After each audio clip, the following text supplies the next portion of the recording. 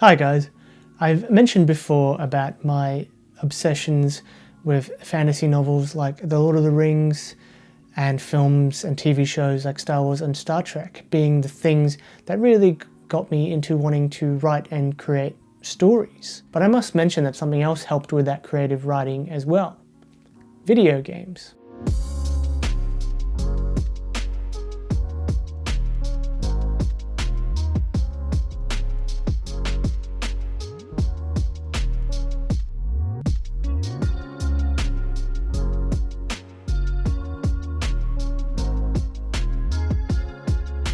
Nowadays, it's very hard to commit a lot of time to gaming because there's just too much to do.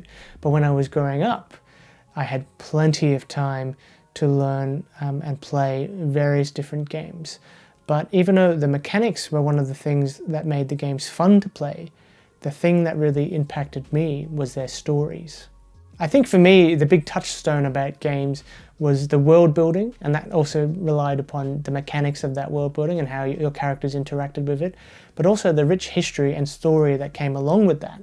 Whether it's from the green fields of Tiberium in the Command and Conquer universe, to the rich plains of Hyrule and the Legend of Zelda games, or even to the dark and dank dungeons of the Diablo series. And if the developers happen to match those kind of settings with really great characters like Solid Snake from the Metal Gear Solid series, former Terran Marshal turned rebel Jim Raynor in the StarCraft series, dropping characters like that into a game environment just added that extra tie-in in regards to why I liked interacting and playing the games in the first place. I remember playing one of the very first games I ever played. It was Mortal Kombat 2 on a DOS computer I had back in the mid to late 90s. I was very terrible at playing those kind of fighting games, and I still am actually. I tend to avoid them nowadays. I was really invested in the idea of the world of Mortal Kombat and how these characters happen to be there. I think that was always important for me, and probably even now if I pick up a game and want to play it, I want to know how it ends. I want to see how the story finishes. Some of my earliest creative writing is really poorly written fan fiction based off the characters and stories that I saw and experienced in video games. The critic Nadia Oxford in 2016 wrote, and I quote, "Video games take our minds to alternative worlds and parallel universes. We meet fascinating people, struggle through epic conflicts, and interact with dragons and monsters. When we return to Earth, it's not uncommon to feel a spark of inspiration that drives us to sit down at our keyboards, pick up a pencil, or break out our instruments. Children need to be taught how to read and problem solve, but they also need to be encouraged to think and dream.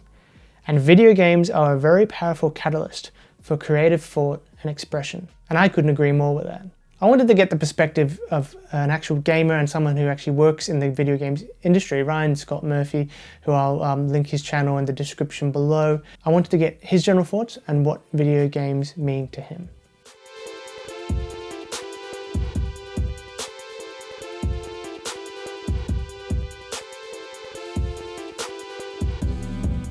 I'm Ryan Scott Murphy. I've got a channel called Ryan Scott Murphy. Very, very creative of me.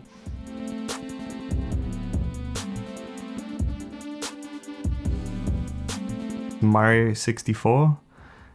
That game was the first time I think I'd ever seen a 3D game on consumer hardware. To be honest, it was just breathtaking to me. It was incredible. I was like super excited for the future when I saw that game. And it was like the first game I had when I eventually got a Nintendo 64, and it was just the best. It's still an excellent game. They're going to probably remake it for a few generations just because it's that good.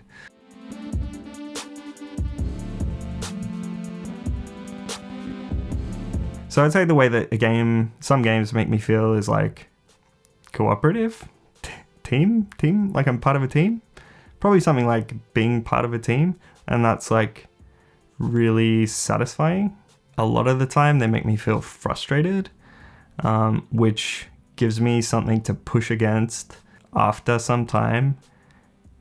Really satisfied, really empowered when I've overcome the challenge.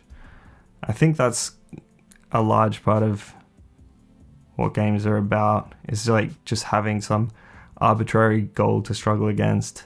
And usually it's going to be about your skill, or at least the types of games that I like.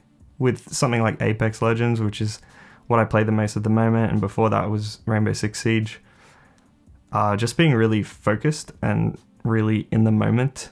And when you get it right and you win, it's like super satisfying moment. Like, yes, I outsmarted him, or I outplayed him. I knew what that person was thinking, and I got ahead through some strategy. I enjoy the strategy element.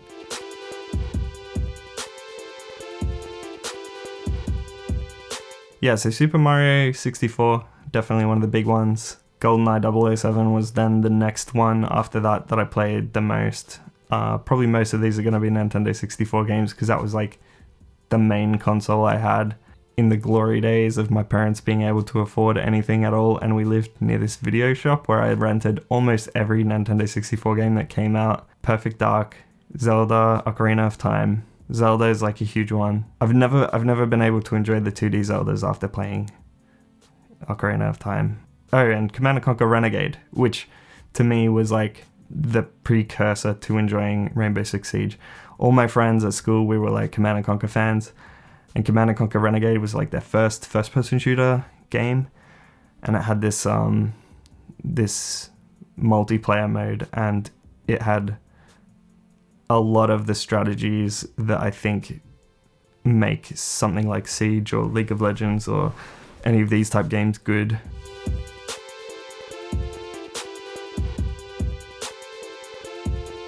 Video games is this like interesting thing, especially right now, because it's becoming more like a medium than it ever was, as in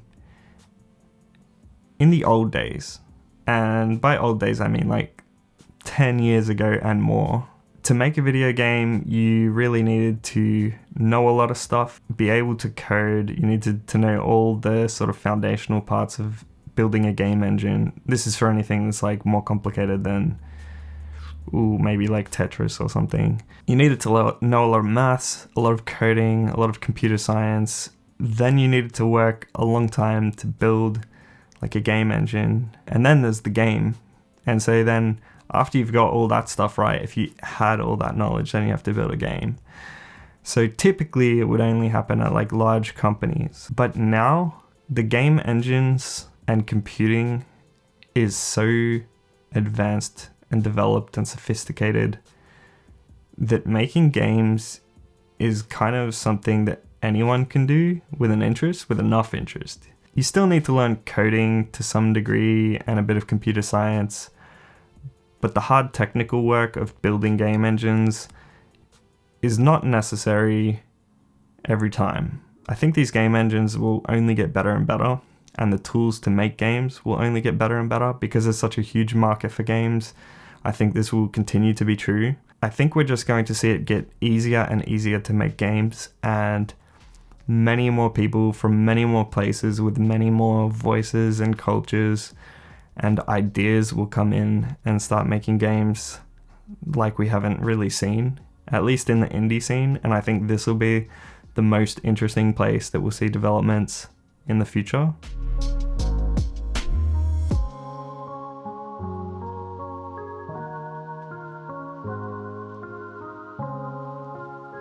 As you can tell just from me speaking and Ryan speaking, video games have impacted us in different kind of ways, but the impact is still there, and it does show that they are an art form and a piece of entertainment that is to be reckoned with. So I hope you enjoy that. I hope you liked hearing from Ryan and hearing from myself about this. Did you have a particular series or game that made a really big impact on you in your life, or just something that you really love or like? Please note it down in the comments below, and take care for now. Andy out.